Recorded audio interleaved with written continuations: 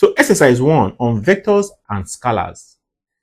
The question says, which of the following answers contain 2 scalar quantities and 1 vector quantities?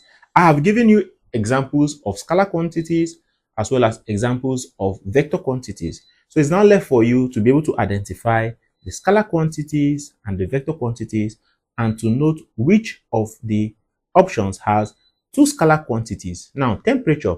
Is temperature a scalar quantity? Yes. Is displacement a scalar quantity? No. Is force a scalar quantity? No. Force is a vector. Number 2, momentum is vector. Velocity is vector. Acceleration is vector. 3, mass is a scalar quantity. Displacement is a vector quantity. And time is a scalar quantity.